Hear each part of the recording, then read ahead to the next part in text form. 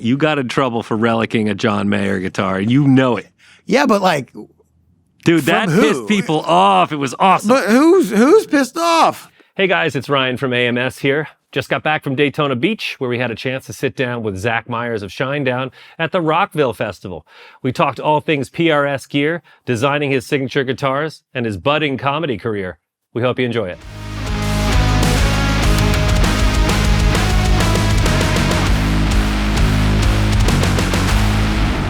Oh, good.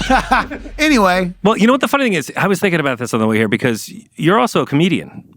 Well, that's very loose. I don't do the work comedians do. I have done stand-up comedy and I've sold out shows doing stand-up comedy, but it's a home game. Like I've been asked like to go up at like a real comedy club and like even the Comedy Store, like, do go up and do 5 minutes, and I'm like, absolutely not. Terrified. Would never do it. Oh no, because I respect what they do, and if I ever got to the level where I thought I was good enough to do that, I would. But that's the hardest job in this business. I stand by it 100%. Like if I hit a bad note, I got 3 other dudes I can hide behind. And you just keep going. And you just keep going. And I got loud guitars and distortion. So like when it's just you and a microphone, I learned what true stage fright is then. But I get through it. And I people laugh at it. But again, everything I've ever done's been a home game. Okay. Do you know what I mean? Yeah, so like every time they show up, it's Shinedown fans showing up to watch me play acoustic songs and do stand-up with my best friend who's also a very established stand-up comedian with specials out, you know? Okay. So, but the fear of like, you know, if you, like you said, like if you bombed a little bit here, it's like, all right, listen, just keep going and I'll bend a note and it'll be fine. You bomb on stage when it's just you, there's like... And we don't let people film it, which is great. Oh, okay. But how do you get out of that sort of bomb?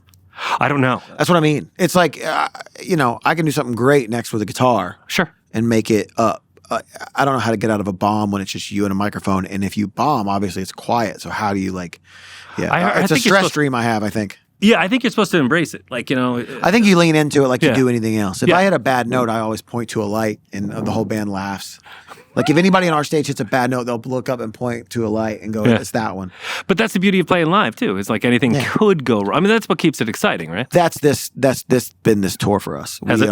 Yeah, because we have, you know, we've always done a very big production. I design our production, but you know, when you have a production that big, pyro, lighting, lots of moves, you don't really change the set list up that much. You kind of stick. And this tour has been the polar opposite of that. Oh. Everyone's been on their toes, including the band. Like we played 45 songs in rehearsals. I was going to ask, especially for a show like how long do they give you for a slot? 90, I think. No, okay, that's pretty long for an event like this. For an event like this, but normally we're 2 hours. So this is us. This is you give them the dirty dozen, a couple more. I was going to ask, break out. Yeah, because you guys have a pretty big catalog, so it comes down to like you know, if we cut one, what do we do to put the, you know, how do you just please yourselves and hope the fans dig it? You do a little bit of both. I mean, we don't have a record out right now, so we're not really. We have 2 singles out that we can promote. We're gonna play both of those, but then after that, man, you just kind of when it's a festival, I got 23 #1 songs, man. You give them. You give them what they want. It's the best. It's the most uptown problem I've ever had. Yeah. I'll say it was weird because I always complained about making a set. I'm like, man, making a set list is hard. I'm like, oh yeah, with your 23 #1. I'm like, dude, I get it. It is an uptown problem, but it's harder than you think because I can't murder my singer. He's a power singer, you know. He's not half-assing it. He ain't up there giving 50%. So it's like I can really only get him for about 17, 18 songs a night. Who does the set list? Or do you guys? I do the set list. You do it? Yeah. Well, actually, on this tour, it's changing. So there's the bones of the set list, and there's 7 spots that change out every night. And what we're doing on this tour is every band member has a different, like today is, I think, our drummer's day. Oh, so he picks those holes? Yeah, he'll pick those holes. Well, actually, there's no holes today. But on a normal show, it would have been his day.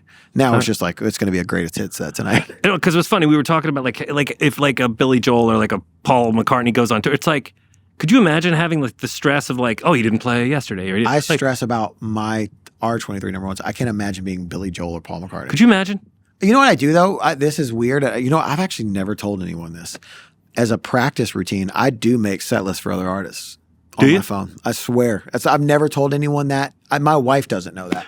Well, you know, I have that ability to. Well, you just talked about how hard it would be for them to make a set list, and it made me think about that. So, like, that's like for me, like what I'm doing. Like, I'll do it And like I've offered for other bands. Like I'd be like, I remember my buddy Nick from All American Rejects. Like, dude, we're struggling with the set list. I was like, dude, let me make your set list. And he let you do it? No, they didn't use it at all. Oh. I think I sent him one, and he was like, I think we want to open on something more heavy. And I had him like open on like this like moody kind of song. And he's like, I don't think people are asleep by the yeah, man. Like I'm just trying to like, but it is a good practice to do. But I can't imagine being Paul McCartney or Billy Joel. Well, that's it. And again, it's again a first world problem to have. But I mean, you could do one of those things. If you guys have 45 songs ready to go, you could spin a wheel and like for sure, fans and just for sure. Well, when we do that kind of with those 7 slots. Yeah. So there's on this tour in the middle of the arena, there's a B stage that the stage pretty much takes up the whole floor, and there's a B stage in the middle. So about halfway through the show, we walk out there, and that's the section that every single night, no 2 shows have been the same. Really, and we 4 songs that we just kind of.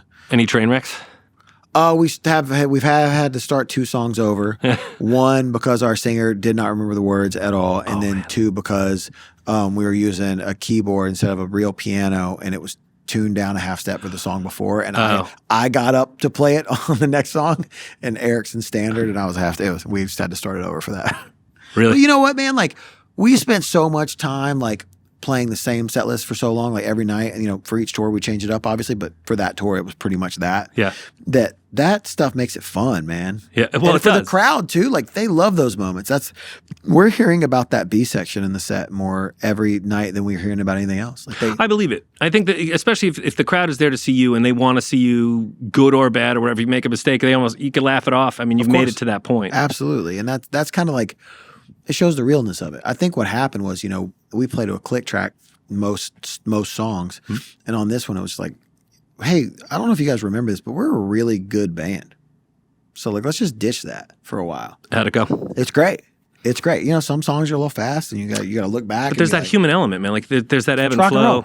That's the way it should be. It's rock and roll. And there's some songs obviously we still do because we run string tracks and things like that. Well, you have to. I mean, if you're gonna recreate something that essentially was perfect in the studio, you want to bring it there and you want to represent it as a good representation of it without it being note for note the same exact thing. Absolutely. And I think there's a big misconception about like, I see all these bands that like, it's become this cool trend to like brag about like not using tracks. Like, shut up, dude. Who cares?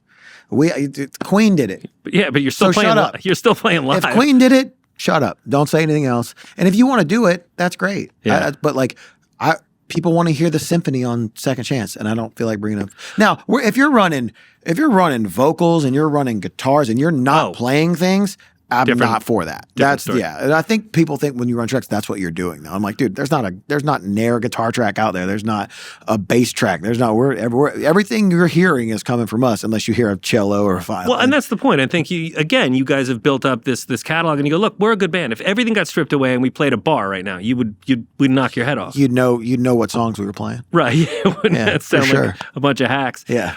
When you're here and you see a lot of bands like this, and we were talking to a few other artists about this too, is there a riff every once in a while where you're like, man, I wish I wrote that, like where it pisses you off? Dude, we were just on tour with Beartooth, and I wish I wrote every riff they ever wrote. Dude, Caleb Shomo is the new king of riffs, dude. I'll tell you what, another one that I found out they wrote for Limp Bizkit, but it's I'm singing it in my head now. You want to sing it out loud? It's Bring Me the Horizon. It's the one with Danny Filth. What's the name of that song? I'm singing it in my head. Well, Danny Filth has Wonderful great, Life. Oh, okay, yeah. That Wonderful Life riff, Bring Me the Horizon, such a sick riff. Wish I wrote that. You wish for you sure. Now, there are also some riffs that I was thinking about, and this kind of brings something back to that you did for a while. Is like, you ever hear like a riff, like, you know, like a Jerry Cantrell riff, where you're like, it's just one note, or like Brother Kane. Yeah. Same thing, like Fool Shine On. You ever play a song like that, and you're like, I got to get this right. It's just one chord. I was in Brother Kane. Right, that's what I mean. So it's like, did that make you nervous more so than something that's really complicated, where it's like... I enjoy those ones. Like, I do. So I did a Guitar World thing where they did a video playthrough, or I don't know if it was Guitar World, it was one of them. And I did Cut the Chord. And Cut the Chord it's literally, I play 2 strings the entire song. And like, I do it, and like, of course, when it comes out, I'm just like, and it's just me playing so it's like, it looks like a child can play it. But what we do is we care about the song more than anything. And it is a great riff. Sure. But it's like, dude, people were in the comments just lighting me up. Dude, Mark Holcomb's. I'm like, yeah, man, Mark Holcomb's my friend. I'm like, and they're like talking about all these guitar players. And like, I for years, for most of my life until the last 2 years, I'm the guy that like, you can't shut me up. I will hurt your feelings. Like I will my band says he doesn't come back at you often, but when he does, he will put you in therapy. Wow. And so like I used to be the comment back guy. Oh no. And dude, the fans did it for me. They were like, yeah, these guys are great guitar players, but this song has been #1 for 17 weeks. Yeah. So who wins? Like, yeah, guess what, man? I may be a dumb riff, but it's a #1 song. No, but I love riffs like that where you go, how did someone not write? Like So Seven simple, Nation man. Army, think about it. Like you go to a soccer game or a band, and it's like, that's what Cut the Chord's based off of. It's a Dude, Jack White riff. is it? Because I hear that 100%. riff and I'm like, God damn it. It's That so whole dumb record, and it's dude. so great. That whole record, Threat to Survival, is like one string riffs, and it's because of Jack White. Yeah. Dude, listen to Seven Nation Army. When a soccer, if Jack White did a riff, yeah. imagine Jack White doing what I did for like a magazine for a video, and they're like, dude, this riff sucks, man. You're not Steve Vai, bro. Right. I'm like, yeah, but guess what? 90,000 people in a soccer stadium aren't singing a Steve Vai riff. I love Steve Vai, by the way. He's amazing. Yeah. And he would tell I you was the same listening to thing. Steve Vai last week, actually. No, it's all right. You don't have to validate. No, I really was, because we were talking about was it Oh My God? What's that song? For the love of God. For the Love of God. Yeah. And we were talking about that because I used to wear out that first G3 It's amazing. album. That Oh. first G3 album, dude, was like the pinnacle of guitar playing for me. But that also goes to show, because you're obviously an accomplished guitar player. You've worked your way up the ranks, You could play and shred and do all that stuff, but what you're saying is really, at the end of the day, and it really isn't a cliche, it's all about the song. It's all about delivering the goods. The song, and the song. And I don't care about literally anything else. It's hard to get to that point, though. I think it comes with age a little bit, where you kind of check your ego a little bit and you go, look, I could shred all over. I could show everybody who's, shitting on me in that comment that I can do that. But at the end of the day, like you say, you win. The song is the top of the heap, and you go there and you do that. And Do I want to be popular at NAMM, or do I want to play arenas? I think I know the answer to that. I mean, honestly, I hate to say that, but I know people who walk through NAMM and are flocked like the Beatles, and they can't draw 100 people in St. Louis, Missouri. So it's like, and also, man, like I'm a blues kid, man. Yeah. I come from the B.B. King school. I was on stage with B.B. King, opening for him in '97. There was 2 other young guitar players that were my really good friends and still are to this day. And we would do a round, and we would play Nobody Loves Me But My Mother and The Thrill Is Gone. And one night we're playing Thrill Is Gone, and I would always go first because I was the first opener, and then the other guitar player, and the other guitar player, and then BB. And this one night, we're in Houston or Dallas or something, and I played, and I really thought I thought I had everybody that night. I was like, I felt really good about it. Next guy goes, I'm like, getting a little nervous. Next guy goes, all right. And BB looks back at, I think it was Tony Williams was his drummer. Looks back at Tony Williams. Tony Williams stops, and BB holds one note for 12 bars. And I set my guitar down, and I walked off the stage, and that was the biggest lesson I've ever learned in music. And that's it goes to what you were just saying. It's like, it doesn't matter, man. That guy held one note, and the whole auditorium stopped. And it's like, that's the guy I want to be. I want to be that guy. I'm with you. There are a lot of times we'll sit around and we'll say, what's like, certain solos, you'll be like, what was the one where that one note just it kills you? And Jeff Beck is like that. You just hear a note, you're like, okay. Jeff Beck can shred, but that's not the songs you remember. No. It's that's the melodic. It's the king of melody guitar, Jeff Beck. Like, I mean, dude, and like master of a whammy bar. Never seen anybody like. Oh, you see the Ronnie Scott's video with all the close-ups on his hand? Dude, I'm like, I don't know what he's doing. It's insane. And someone was telling me how he bounces between his palm and his pinky, and he'll do this thing. It's like it makes a tone, man. I was at a guitar, the Dallas Guitar Show years ago in the '90s, and I played this company Kendrick amps had an amp out. Yeah, nice stuff. It was a 10 and a 12, and I played it, and I was like, man, this thing sounds like ass. Like, it doesn't sound to me. And I left my leather jacket in there. And I came back like 30 minutes later. I was like, oh, I forgot my jacket. I went in there, and there was this little barrier wall that you'd walk in the door. There's a wall you couldn't see, and then you kind of go around the corner. And someone's playing this amp, and it sounds like the Lord is playing guitar. And it was Eric Johnson. And I was oh, this isn't about the amp. But that's the thing too, man. We still talk about it. It's like, you and I, 10 people could come in here and play the same. Let's all play an open G chord. Doesn't matter. Isn't that amazing? Doesn't matter. Yeah, I think that's what makes I think that I'm a big perpetrator individuality. And I think that's what makes individuality. I think that we could all play through a Marshall 800 and, and it's going to sound different. And I think that that's, to me, because anybody can go buy the same guitar as Stevie Ray Vaughan and buy the same amp. Well, they probably couldn't buy the same amp now because they'd have to spend about $250,000. But go pick up a few dumbbells. Yeah, but that's what's cool about it is that you can go buy the same everything as someone and still not sound like them. It is. It's the amazing. It's like a weird block in a way. It is. It's the coolest thing ever. You think you could buy all that stuff, and it's like, man, I still don't sound anything like them. It doesn't matter. I'm a blues kid. I come from Memphis, so it's all heart, it's all soul, it's all how you.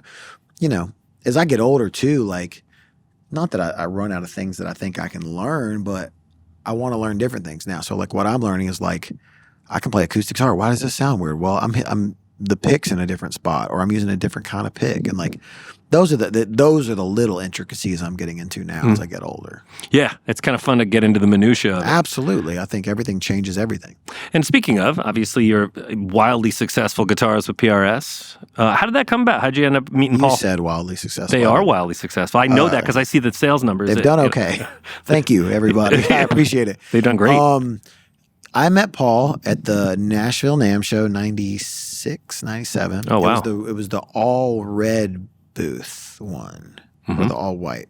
Maybe I met him, and then the next year I met him again, and one booth was all red. He used to do theme booths back in the day where every guitar was the same color. He'd have every single model in one color and just one guitar of that, and that was it.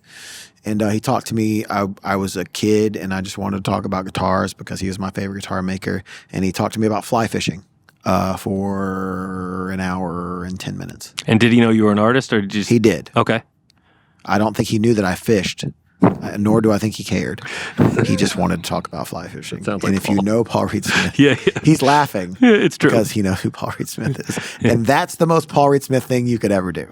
And he sent me a guitar, and I played it, and I already had one that I bought. And and then in like, I just really I never got anything else until about 2004, and then that's when I really kind of came on, and then they started giving me stuff, and then we made the first Signature Mauler in 2008.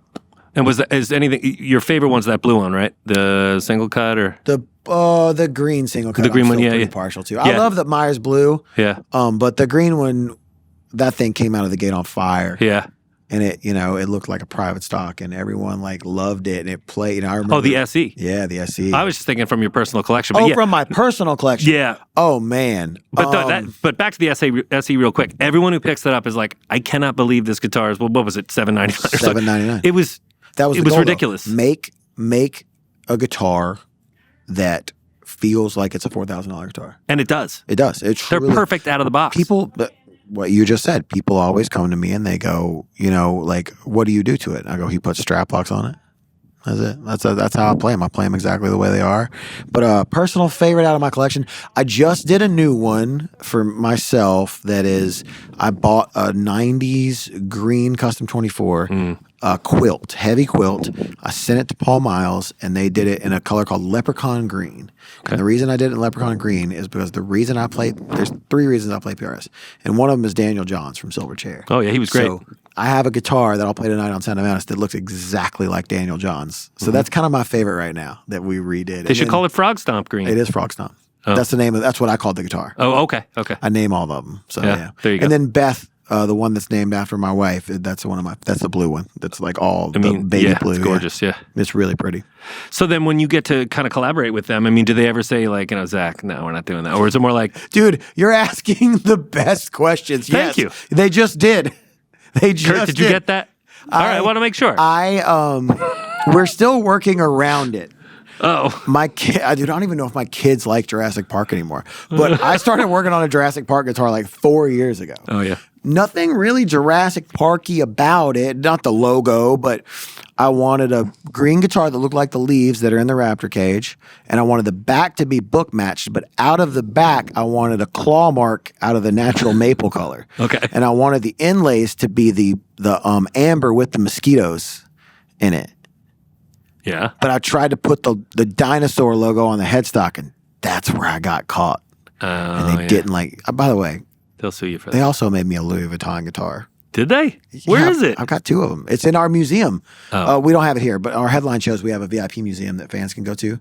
If they what's a VIP thing that you can buy, and they blinged it out, but you can't wear it with a Gucci shirt. No, that would be a clash. fashion faux pas. But yeah, but they made me a Louis Vuitton guitar, and maybe I shouldn't say that, but We can cut it out if you want, bro.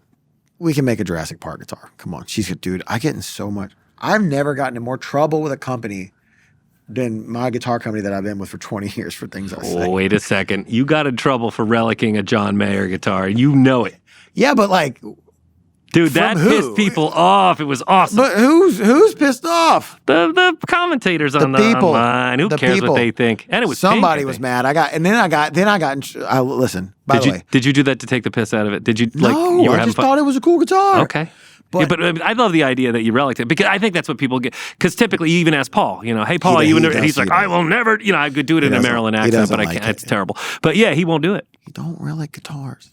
Yeah, he doesn't like it, but I get it. Also, I wouldn't relic any other model. But listen, it's a Strat body. I was just going to say that. It's a Strat body, bro, and it's not. Strats look cool beat up. Yeah. It's not flame tops, and Strats look cool beat up. That's why another company has made so much money relicking guitars. But anyway, I've been with PRS for 20 years, and they've been nothing but amazing to me. We've done 3 very successful signature models. For sure. There may be another one. I was going to say, is there a 4 or is that another thing you can't talk about? I mean, there's a 4. Okay. That's done. All we could say. It's done. I've seen it. It's beautiful. I'm stoked for you to see it. You'll have to ask her if you go that. I think she'll let you leave that in, but fair enough. Yeah. Well, and then talking about PRS, and then we'll kind of let it go at that. Is like I think that there's a reason to because the amount of variety in what you guys do, you need a guitar that can kind of cover all that. I mean, absolutely, and you can with the PRS. I can. We use a lot of different guitars in the studio. We use this record. You have a big collection, yeah? Yeah, 250 A-weighted probably. We use a lot of tellies on the records, but now I've got an NF53. Mm-hmm. And it's like, dude, that thing, that's what I opened the show with tonight. Yeah, are you really? Yeah, first song of the show is an NF53. It rips. It's like a telly on steroids. It's like a telly on steroids. With that fight. What I need. Yeah. And then I've got the Mayer for Monsters, which is a Strat, and I've got the NF3, the original NF3 for 45, which is like a telly and a Strat. So yeah, I mean listen, they're the best guitars in the world. I've said that. I'll die on that hill any day. No one, if you can go to. I challenge you, other than independent makers, I challenge you to go to any guitar factory in the world, any factory, America, and base how much care they put into guitars versus any other company, and every other company will lose every time.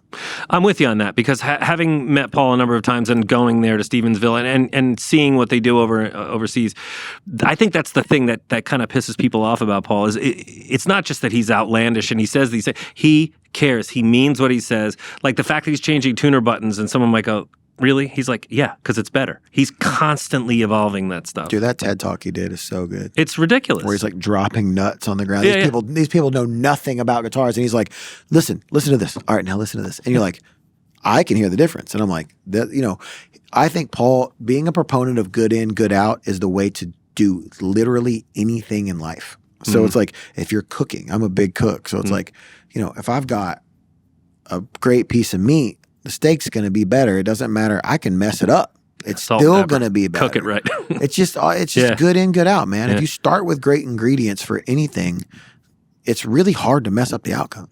Yeah, I think you're right. I think that's his care that he puts into guitars and the pickup and the coil winding and the materials he used for the pickup rings and he's the Rain Man of guitars, man. Like he cares the care that he puts into everything. And he still does. This many years in. No, he does. Dude, he will not. He drives people in that factory insane. Yes, he does. And I know that for a fact. I love it, dude. But listen, if I want a guy in charge of a company, that's what I want. Well, and that's the thing at the end of the day. Any job, you could teach someone to do something. You can't teach someone to care. And that's why he's a success. What a great quote. But it's true. I mean, you're you have kids. Exactly right. It's a great quote. Yeah, I could teach you how to do that, but if you don't care, what's the difference? My bass player had one of the best quotes ever. We were talking about just life in general, and he said basically the same thing. We were talking about something in my personal life. He goes, it's like being a dad. He goes, you want to work yourself out of a job. That's true. He's like, that's what being a dad is. You want to do the job so well that they don't need you. I know, but that's so hard, right? It is hard. That's what we're talking about. It's like, because I was talking about my kids get older. Now it's an Oprah episode. No, my kids get older, and I don't deal with that very well. Like I don't. How old? 9, almost 7, and almost 2. Oh, those are great ages. Yeah, but I don't deal like, I'm a very emotional guy. So like, I'm gone for 2 weeks one time, and I walk into Target with my son, and he grabs my hand, and I literally have to go in the bathroom and start crying because I'm like, his hand's bigger. Oh, you noticed it? I was here 14 days ago, and his hand was a different size. Right, and at the end of the day, as much as you love doing what you do, it's still a job to put food on. I mean, it's still, you're doing that for a lot more reasons than just creating music. And I got the coolest job in the world. You actually do. And my kids love it. And is it okay that when we're done here that I stay in this room? Yeah, absolutely. You could just stay here. Yeah, I would love that. With the air conditioning. Yeah, man. My kids love what I do, and I love what I do, and it's helpful for sure that they very much enjoy it. Well, I appreciate your time, man. Thank you for having me. You guys are going to kill it today. Well, it's early. One thing, because Nick reminded me, we were here a couple of years ago, and you guys were like 3 songs in, and it was like 4 songs in. Yeah, I know, because you have to pay 4 to get paid. Oh, so you're like, squeeze in another song. No, I'm just kidding. Dude, I'm so upset about that show. Like, I think I told Danny Wimmer this. Like, that was the best 4 songs I've ever played. You were killing it. We were crushing. Yeah. The crowd was on fire. We were on fire. Like, I tell people to this day, I'm like, that was the greatest 4 songs I've ever played in my life right there. Did you record it? Was it like, I don't think so. That would have we been are sweet. tonight, though. So, yeah. So tonight will be better, at least 5 songs. It'll be at least 2 best songs we ever play. Well, let's not get cocky. It's only we like checked the 4 weather. It's o'clock. going to be fine. It's going to be great. I haven't seen a cloud yet. We're good. So you guys go out there with a chip on your shoulder. That's good. I like it. Absolutely. I'm going out there with a bag of chips on my shoulder. Thanks, Zach. Awesome. Thanks. Appreciate it. We'd like to thank our friends at PRS for making this possible, and of course, Zach himself for sitting down and talking to us. We hope you enjoyed it. For more content like this, be sure to like and subscribe, and to check out all the PRS gear that we carry, come see us at AmericanMusical.com. Yeah, man. Yeah, we could. Yeah, we'll see if Bev wants to cut all of it, but Actually, could you just delete this and do another one?